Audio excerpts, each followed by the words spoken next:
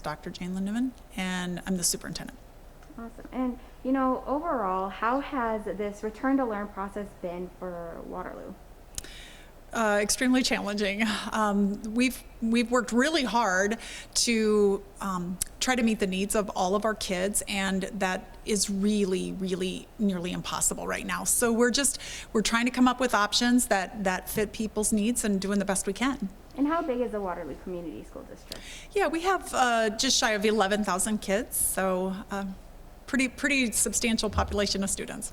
Awesome. And obviously one of the bigger questions is, you know, as we're in this building right now, a lot of employees are wearing masks.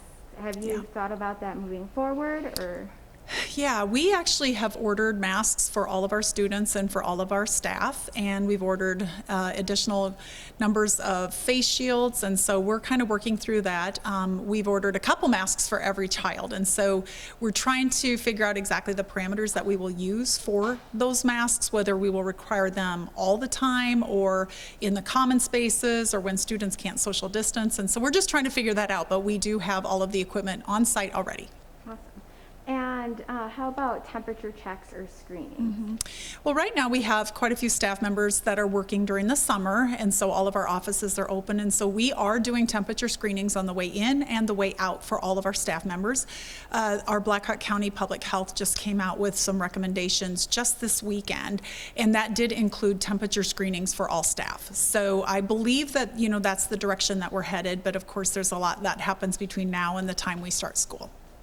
And social distancing, you know, in high school that might be difficult because of passing periods, and then also for elementary kids. How are you kind of going through that and thinking about that? Well, our plan, I believe, while it's still really being developed, I believe our plan will have some different aspects of it that will try to help us support the social distancing. So I know at the elementary and the middle school level, we're really looking at having teachers rotate instead of the students. So once they get in their classrooms, in their seats, that will really limit the amount of moving around for them, which should really help. At the high school level, you know, that's a little more difficult because not all kids pass at the, you know, together from one class to the next, you know, they mix. And so we're looking at a variety of things that we might do: staggered bell times, different, you know, arrival times. I mean, I'm just not sure all of the things that'll come in, but we're looking at some ways to help them social distance. Awesome. And how are you keeping families informed or having that community engagement? Yeah, we at the very beginning, through actually even from the time this started, you know, back in March and April, we've been trying to do regular updates to our staff, to our students, to our families. And so right now we are in the midst of planning our return to learn plan. And so we had focus groups in the various areas that were required by the state of Iowa. So health and safety and social emotional behavioral health and a variety of things, equity data. So in those different areas, we had groups that worked on those tasks, and so we had anywhere from, I think the smallest group was maybe 15 people up to almost 30 people in one group that was working on that, and that did include parents and community members. And so we've had that input from the very beginning. We've been doing quite a few surveys, as our parents can tell you. They've been getting a lot of requests for surveys, but that's probably the most efficient way to find out what they're thinking.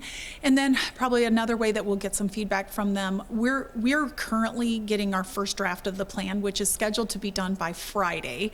We've got a long way to go, so I'm hoping we can have that ready by Friday. We'll have groups that'll come in and kind of look at that, give us some feedback over the next couple weeks, and then that will go public so we can have families really look at that no later than, you know, we're looking at that first week of August. That doesn't mean that will be our final plan, though, because we honestly believe that a lot could happen between August 1 and August 24th. And so we're committed to continuing to revise that, and we'll do that. But that's really how we've tried to involve our families and get feedback from them and communicate with them. And what would you say to maybe families who are hesitant to take surveys, or maybe just kind of push the surveys aside?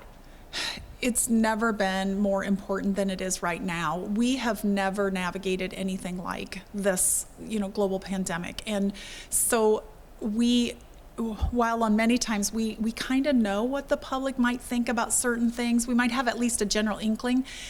That's not always the case right now. So it's really never been more important than it is right now when they see surveys from us. we really hope that they will do them right away. I think we've had some jokes from people that parents have said, gosh, you sent it out 8 times. And I said, I know we did, but that's really because we really wanted to make sure that we had a great response rate and give parents great opportunities to give input. It's so important. Exactly. And I know you kind of touched upon lunch periods, but how is recess going to work? How have you kind of talked through that? I know nothing is set in stone right now. Right. But just jog some of that. Yeah, I think the one theme of our Return to Learn plan will be that we will really try to divide our groups. We've talked about staggering recess times, so maybe only one class is out at one time.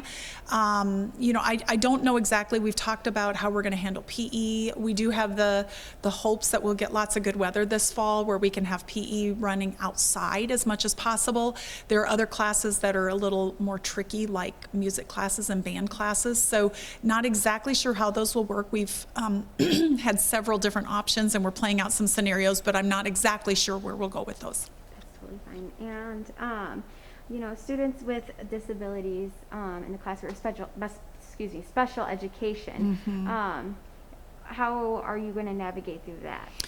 Well, there's really a personalized approach that we're going to have to do with our students with special needs. There's such a continuum of needs from, maybe just a slight modification to a significant modification. And so we're really going kind of one by one with students. And trying to determine a plan that will work with them, looking at their goals and their accommodations and trying to figure out which ones we could do, especially which ones we could do in a virtual world. Some of their accommodations, some of their goals just really are going to be tricky to meet if we're in a virtual setting. And so we're trying to look at that and really kind of going student by student at this point in time. Yeah. And can you kind of talk a little bit about the 3 plans that Waterloo kind of is looking at? Yeah, we have already decided we're going to go with a hybrid. So the state of Iowa, the Department of Education gave opportunities for people to do all in person, where students come physically back to the buildings, or to go virtual, or a hybrid of a little bit of both. And so we've already announced to our public and to our staff that we will be seeking a hybrid model. So when school starts, we fully anticipate we will have kids back in our buildings. We also fully anticipate we'll have some students who will be learning remotely. Awesome. And is Waterloo one-to-one with technology? We are now really close. So we have been a one-to-one district at the middle school and high school levels for a number of years. And so just actually probably about a month ago, we asked our board to vote on purchasing devices for all of our kids in 1st through 5th grade as well. So we are now one-to-one from 1st grade through 12th grade. We do have our littlest learners, our pre-K kids and our kindergarten kids, and while I believe we will have some technology solution for them, it's really hard for them to input words and writing. They don't know how to spell yet, those kind of things. So we're really looking at some tablets potentially for them, but we have not made that order yet. Awesome. And will that hopefully be there before the start of the school year? Yeah, they will be here before then. Awesome. And what has been, to much of your knowledge, like the feedback from your community and also teachers? Parents are going to be sending their children here, and there's that mixed risk everywhere. Yeah, there's a lot of fear out there. There's fear with the students, with the families, with the staff, and so we've had mixed reaction. Really trying to listen to our constituents, our stakeholders, and hear what they have to say. Awesome. And have you thought about potential outbreaks? That's possible anywhere. We've seen it in a lot of stores and companies and factories and things like that. So obviously, yeah, we have. We've certainly talked about that. I mentioned earlier that the Black Hawk County Public Health put out guidance for reopening schools within Black Hawk County. Within that plan was a really decent proposal for how we would track down exposures, do some contact tracking, what we might do, how long students need to be out, how long parents, whether they can come into the buildings, how long staff need to be out. So we're really writing those guidelines, but that was very helpful for us. So we have talked about that. We do know that masks are really, they're They have been proven effective, and so we are really looking at that and, trying to figure out a way to not have masks on all day long, especially if we can employ the social distancing. Awesome. And is there anything else that you would like to say to families, parents, staff, going into the new school year? Be patient with us. This is something that we've never navigated. To be honest, I've never led. I've been a superintendent for my 7th year, and I've never had to lead through something like this. And our teachers are, they want the most for our kids. They want to serve our families. And so I guess it's just patience all around. We're going to do our best, and we're going to make decisions that keep our students' interest first. And so but I think we're gonna make some mistakes because we don't necessarily know. I think all schools are gonna make some mistakes, but we're gonna do the best we can, and we're really gonna try to serve our kids. Anything else you'd like to add or say or felt that I missed? No, I don't think. I guess maybe that, with our staff, we'll be really working on some professional development for our staff to make sure that they are ready to work in this new world. And so we've got a lot to do with them and in anticipation for our students coming back on the 24th to the extent that we can.